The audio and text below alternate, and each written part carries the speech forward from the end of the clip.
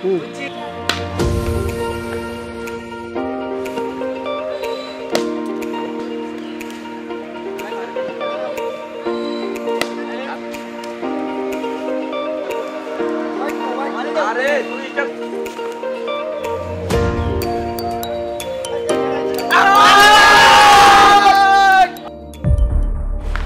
বন্ধ কর, আমার সাথে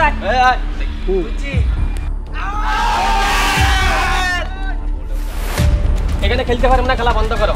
কেন খেলতে পারবো না কেন?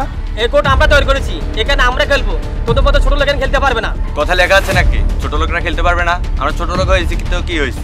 লেখা নেই, মুখে বলে দিচ্ছি তোমরা খেলতে পারবে না। না আমরা খেলবোই, পারলে তোমরা শেখাও।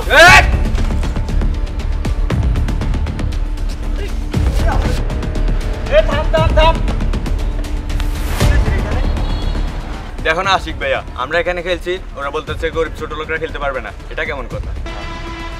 তোমরা এই কথা বলছো? শোনো, ধনী গরিব বড়লোক ছোট লোক এসব কারো গায়ে লেখা নেই। আমরা সবাই মানুষ, মানুষে কোনো ভেদাভেদ নেই, কোনো বৈষম্য নেই। আল্লাহর দৃষ্টিতে সবাই সমান। আর রাষ্ট্র সমাজ এই বৈষম্য দূর করতে এই দেশ সকল নাগরিক সকল জনতার সারিতে আসতে হবে।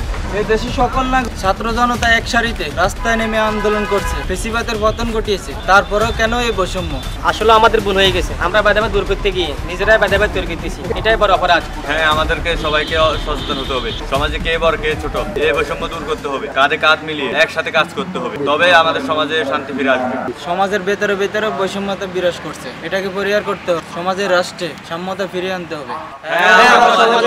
চাই না, চাই শান্তি, সুন্দর একটি দিন, সুন্দর একটি সকাল। খোদা হাফেজ।